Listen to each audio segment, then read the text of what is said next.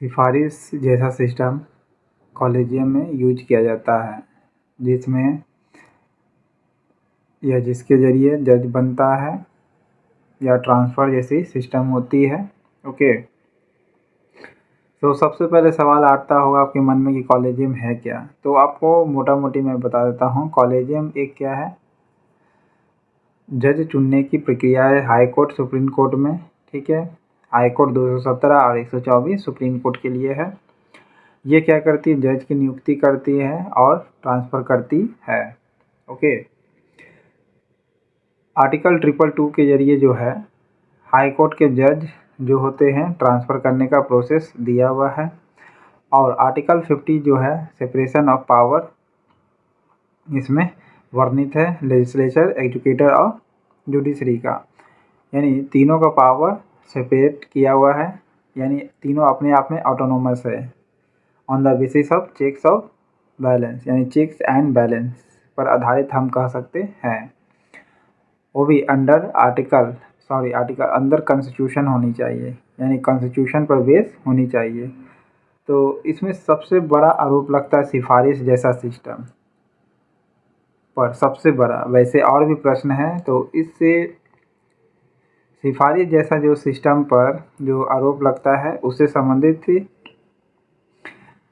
कुछ प्रश्न हैं। जैसे पूछता है, कितने को नहीं पता होगा सिफारिश क्या है। तो सिफारिश जनरली होता है जज नियुक्ति की प्रक्रिया होती है करने का, जिसमें कुछ जज किसी नाम पर लेकर के क्या करेंगे, या नाम को लेकर के सिफारिश करेंगे और फिर उस व्यक्ति का चयन किया जाएगा जज के रूप में। तो यही सिफारिश है। ओके, तो फिर सवाल आता है, ये तो ठीक है, तो मेरा मानना है कि बिल्कुल ये गलत है। ओके, सिफारिश जैसा पैटर्न होना ही नहीं चाहिए। क्यों? क्योंकि बहुत से व्यक्ति जो है, जो जुडिशरी में लंबे समय से अपनी वकालत कर रहे हैं, यानी वरिष्ठता को गेन कर लिए हैं, लंबा समय खपा लिए हैं, लेकिन उनके मन में सवाल घर कर जाती है, कुंठाराघात कर जाती है। उसके मन में प्रायः सवाल उत्पन्न होते रहता है कि मैं क्यों नहीं जज बन पाया। तो इसी को लेकर के प्रायः मन में सवाल आते रहता है सभी के मन में भी, और हम लोग आपस दोस्तों में भी यही चीज़ करते हैं। तो क्या सवाल आता है कि जैसे आरोप है कि सिफारिश करता है, तो जनरली आप देखे हो कि ज़्यादातर जो भी जज बने हैं, तो कहीं ना कहीं जुडिशरी बैकग्राउंड से वो लोग रहे हैं। हालांकि उसमें कंडीशन काम करती है कि हाँ, आपका एक्सपीरियंस होना चाहिए हाई कोर्ट में 10 साल का, या उससे और भी फैक्टर है। ओके, लेकिन इस सब के बावजूद भी सिफारिश जैसा पैटर्न यूज किया जाता है। तो बहुत से नामों का चयन किया जाता है, लेकिन कुछ नाम को ही चुन करके जज बनाया जाता है, जिसमें सिफारिश यूज किया जाता है वो टर्म को चुनने के लिए। तो इसमें दो शब्द मैं यूज करना चाहूँगा, fresher and fresher of family.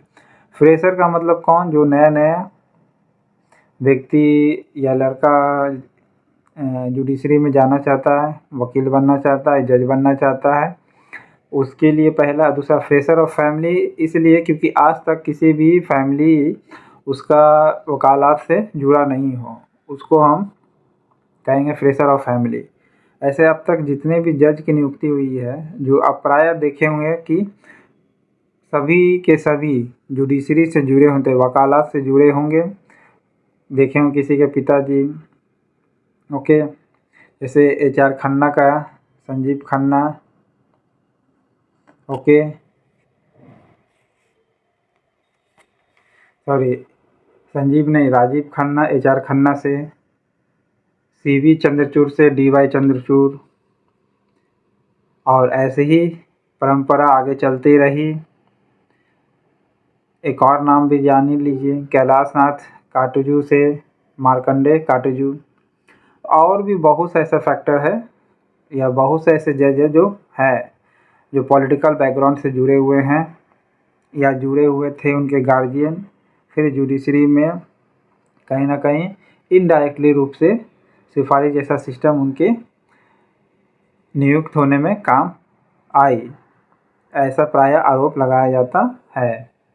Okay, तो इस सिफारिश सिस्टम को कैसे रोका जाए या कम किया जा सकता है, इसी पर बात कर रहा हूँ।